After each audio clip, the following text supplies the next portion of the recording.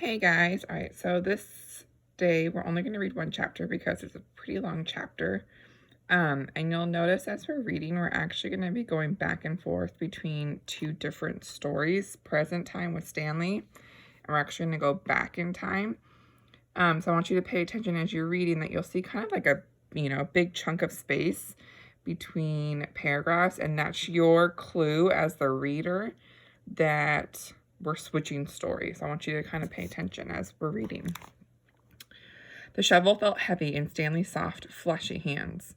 He tried to jam into the earth, but the blade banged against the ground and bounced off without making a dent. The vibrations ran up the shaft of the shovel and into Stanley's wrist, making his bones rattle. It was still dark.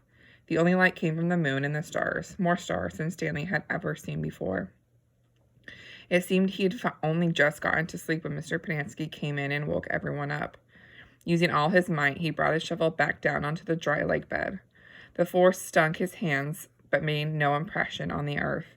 He wondered if he had a defective shovel. He glanced at Zero, only 15 feet away, who scooped up a shovelful of dirt and dumped it into a pile that was almost a foot tall. For breakfast, they'd served some kind of lukewarm cereal. The best part was the orange juice. They each got a pint carton. The cereal actually didn't taste too bad, but it smelled just like his cot. Then they filled their canteens, got their shovels, and were marched out across the lake. Each group was assigned a different area. The shovels were kept in a shed near the showers. They all looked the same to Stanley, although X-Ray had his own special shovel, which no one else was allowed to use. X-Ray claimed it was shorter than the others, but if it was only by a fraction of an inch. The shovels were 5 feet long, from the tip of the steel blade to the end of the wooden shaft. Stanley's hole would have to be as deep as his shovel, and he'd have to be able to lay the shovel flat across the bottom in any direction. That was why X-Ray wanted the shortest shovel. The lake was full of holes and mounds that reminded Stanley of pictures he'd seen of the moon. If you find anything interesting or unusual, Mr. Pinansky had told him, you should report it either to me or Mr. Sir when we come around with the water truck. If the warden likes what you found, you'll get the rest of the day off. What are we supposed to be looking for? Stanley asked him. You're not looking for anything. You're digging to build character. It's just if you find anything, the warden would like to know about it. He glanced helplessly at his shovel. It wasn't defective. He was defective. He noticed a thin crack in the ground. He placed the point of his shovel on top of it and then jumped on the back of a blade with both feet. Ooh. The shovel sank a few inches into the packed earth. He smiled. For once in his life, it paid to be overweight. He leaned on the shaft and pried up his first shovelful of dirt, then dumped it off to the side. Only 10 million more to go, he thought, then placed the shovel back in the crack and jumped on it again. He unearthed several shovelfuls of dirt in this manner before it occurred to him that he was dumping his dirt within the perimeter of his hole. He laid his shovel flat on the ground and marked where the edges of the hole would be. 5 feet was awfully wide. He moved the dirt he'd already dug up out past his mark. Then he took a drink from his canteen. 5 feet would be awfully deep, too. The digging got easier after a while. The ground was hardest on the surface where the sun had baked a crust about 8 inches deep. Beneath that, the earth was looser. By the time Stanley broke past the crust, a blister had formed in the middle of his right thumb, and it hurt to hold the shovel. Stanley's great-great-grandfather was named Ilya Yelnats. He was born in Latvia. When he was 15 years old, he fell in love with Myra Minky. He didn't know that he was Stanley's great-great-grandfather. Myra Minky was 14. She would turn 15 in 2 months, at which time her father had decided she should be married. Ilya went to her father to ask for her hand, but so did Igor Barkov, the pig farmer. Igor was 57 years old. He had a red nose and fat, puffy cheeks. I'll trade you my fattest pig for your daughter, Igor offered. And what have you got? Myra's father asked Ilya. A heart full of love, said Ilya. I'd rather have a fat pig, said Myra's father. Desperate, Ilya went to see Madame Zeroni, an old Egyptian woman who lived on the edge of town. He'd become friends with her, though she was quite a bit older than him. She even was older than Igor Barkov. The other boys of his village liked to mud wrestle. Ilya preferred visiting Madame Zeroni and listening to her many stories. Madame Zeroni had dark skin and a very wide mouth. When she looked at you, her eyes seemed to expand, and you felt like she was looking right through you. Elia, what's wrong? She asked before he even told her he was upset. She was sitting in a homemade wheelchair. She had no left foot. Her leg stopped at her ankle. I'm in love with Myra Minky, Elia confessed, but Igor Barkov has offered to trade his fattest pig for her. I can't compete with that. Good, said Madame Zeroni. You're too young to get married. You got your whole life ahead of you. But I love Myra. Myra's head is as empty as a flower pot. But she's beautiful. So is a flower pot. Can she push a plow?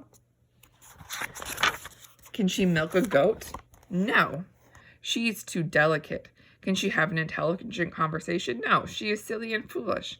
Will she take care of you when you are sick? No, she is spoiled and will only want you to take care of her. So she is beautiful. So what? Patooey. Madame Zeroni spat on the dirt. She told Elia he should go to America, like my son. That's where your future lies, not with Myra Minky. But Elia wouldn't hear none of it. He was 15, and all he could see was Myra's shallow beauty. Madame Zeroni hated to see Elia so forlorn. Against her better judgment, she agreed to help him. It just so happens my sow gave birth to a litter of piglets yesterday, she said. There's a little runt whom she won't suckle. You may have him. He would die anyway. Madame Zeroni led Elia around the back of her house where she kept her pigs. Elia took the tiny piglet, but didn't see what good it would do him. It wasn't much larger than a rat. He'll grow, Madame Zeroni assured him. Do you see the mountain at the edge of the forest? Yes, said Elia. On the top of the mountain there's a stream where the water runs uphill. You must carry the piglet every day to the top of the mountain and let him drink from the stream.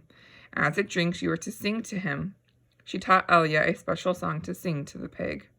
On the day of Myra's 15th birthday, you should carry the pig up the mountain for the last time. Then take it directly to Myra's father. It will be fatter than any of Igor's pigs. If it's that big and fat, asked Elia, how will I be able to carry it up the mountain? The piglet is not too heavy for you now, is it? Asked Madame Zeroni. Of course not, said Elia. Do you think it will be too heavy for you tomorrow? No. Every day you will carry the piglet up the mountain. It will get a little bit bigger, but you'll get a little bit stronger. After you give the pig to Myra's father, I want you to do one more thing for me. Anything, said Elia. I want you to carry me up the mountain. I want to drink from the stream, and I want you to sing the song to me. Elia promised he would. Madame Zeroni warned that if he failed to do this, he and his descendants would be doomed for all eternity. At the time, Elia thought nothing of the curse. He was just a 15-year-old kid, and eternity didn't seem longer than a week from Tuesday. Besides, he liked Madame Zeroni, and he would be glad to carry her up the mountain. He would have done it right then and there, but he wasn't yet strong enough. Stanley was still digging. His hole was about 3 feet deep, but only in the center. It sloped upward at the edges. The sun had just come up over the horizon. He could already feel its hot rays against his face. Sorry, guys. It's falling over. There we go. As he reached down to pick up his canteen, he felt a sudden rush of dizziness and put his hands to his knee to steady himself. For a moment, he was afraid he would throw up, but the moment passed. He drank the last drop of water from his canteen. He had blisters on every one of his fingers and one in the center of each palm. Everyone else's hole was a lot deeper than his. He couldn't actually see their holes, but could tell by the size of their dirt piles. He saw a cloud of dust moving across the wasteland and noticed that the other boys had stopped digging and were watching it too. The dirt cloud moved closer, and he could see that it trailed behind a red pickup truck. The truck stopped near where the boys were digging, and the boys lined up behind it, X-ray in front and Zero in the rear. Stanley got in line behind Zero. Mr. Sir each filled each of their canteens from a tank of water in the bed of the pickup. As he took Stanley's canteen from him, he said, "This isn't the Girl Scouts, is it?" Stanley raised and lowered one shoulder. Mr. Sir followed Stanley back to his hole to see how he was doing. "You better get with it," he said, "or else you're going to be digging in the hottest part of the day." He popped some sunflower seeds into his mouth, deftly removed the seeds with his teeth, and spat them into Stanley's hole. Every day, Elia carried the little piglet up the mountain and sang as it drank from the stream. As the pig grew fatter, Elia grew stronger. On the day of Myra's 15th birthday, Elia's pig weighed over 50 stones. Madame Zeroni had told him to carry the pig on the mountain on that day as well, but Elia didn't want to present himself to Myra smelling like a pig. Instead, he took a bath. It was his second bath in less than a week. He then led the pig to Myra's. Igar Bargarf was there with his pig as well. These are two of the fattest pigs I've ever seen, said Myra's father. He was also impressed with Elia, who seemed to have grown bigger and stronger in the past 2 months. I used to think you were a good-for-nothing book reader, he said, but now I see you could be an excellent mud wrestler. May I marry your daughter? Elia boldly asked. First, I must weigh the pigs. Alas, poor Elia should have carried the pig up the mountain one last time. The 2 pigs weighed exactly the same. Stanley's blisters had ripped open, and new blisters formed. He kept changing his grip of on the shovel to try to avoid the pain. Finally, he removed his cap and held it between the shaft of his shovel and his raw hands. This helped, but digging was harder because the cap would slip and slide. The sun beat down on his unprotected head and neck. Though he tried to convince himself otherwise, he'd been aware for a while that his piles of dirt were too close to his hole. The piles were outside his 5-foot circle, but he could tell he was going to run out of room. Still, he pretended otherwise and kept adding more dirt to the piles that he would eventually have to move. The problem was that when the dirt was in the ground, it was compacted. It expanded when it was excavated. The piles were a lot bigger than the hole was deep. It was either now or later. Reluctantly, he climbed up out of his hole and once again dug his shovel into his previously dug dirt. Myra's father got down on his hands and knees and closely examined each pig, tail to snout. Those are 2 of the finest pigs I've ever seen, he said. At last, how am I to decide? I've only one daughter. Why not let Myra decide, suggested Elia. That's preposterous, exclaimed Igar, expelling the saliva as he spoke. Myra is just an empty-headed girl, said her father. How could she possibly decide when I, her father, can't? She knows how she feels in her heart, said Elia. Myra's father rubbed his chin, then he laughed and said, Why not? He slapped Elia on the back. It doesn't matter to me, a pig is a pig. He summoned his daughter. Elia blushed when Myra entered the room. Good afternoon, Myra, she said. She looked at him. You're Elia, right? She asked. Myra, said her father. Elia and Igar have each offered a pig for your hand in marriage. It doesn't matter to me, a pig's a pig, so I will let you make the choice. Whom do you wish to marry? Myra looked confused. You want me to decide? That's right, my blossom, said her father. Gee, I don't know, said Myra. Which pig weighs more? They both weigh the same, said her father. Golly, said Myra, I choose Elia. No, Igar. No, Elia. No, Igar. Oh, I know. Think of a number between 1 and 10. I'll marry whoever guesses the closest number. Okay, I'm ready. 10, guessed Igar. Elia said nothing. Elia, said Myra. What number do you guess? Elia didn't pick a number. Marry Igar, he muttered. You can keep the pig as my wedding present. The next time the water truck came, it was driven by Mr. Podansky, who also brought sack lunches.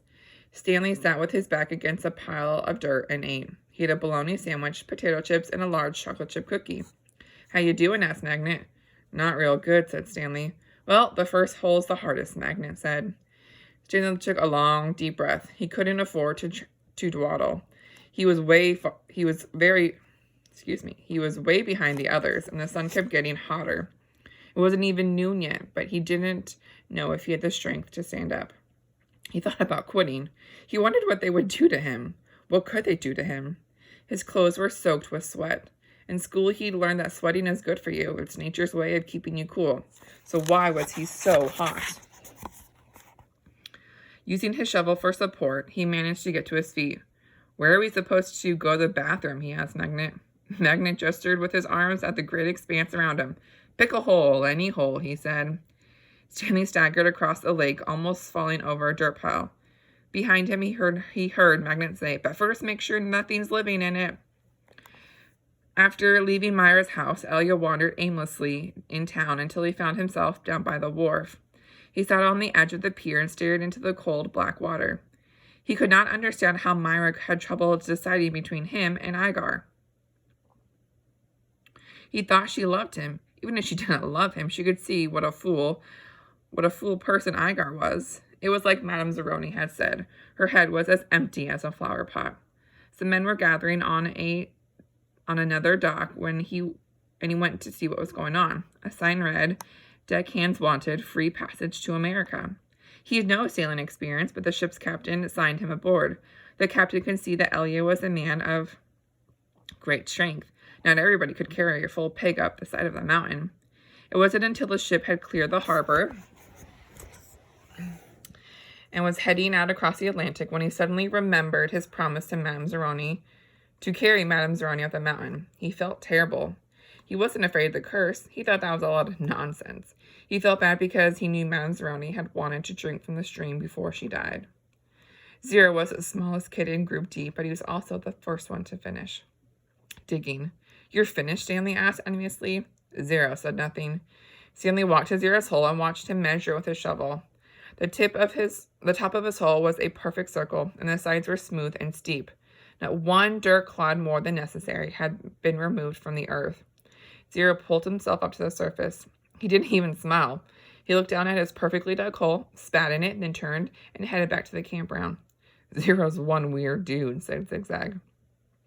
Stanley would have laughed, but he didn't have the strength.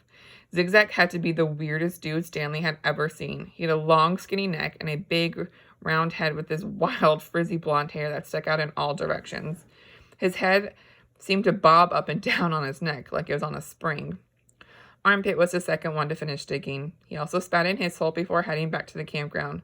One by one, Stanley watched each of the boys spit in his hole and return to the campground. Stanley kept digging. The hole was almost up to his shoulder.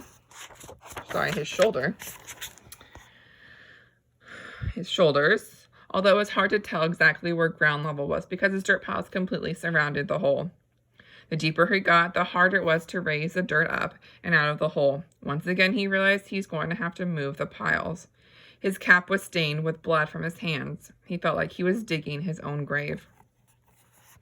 In America, Elia learned to speak English. He fell in love with a woman named Sarah Miller. She could push a plow, milk a goat, and most important, think for herself. She and Elia often stayed up half the night talking and laughing together. Their life was not easy. Elia worked hard, but bad luck seemed to follow him everywhere.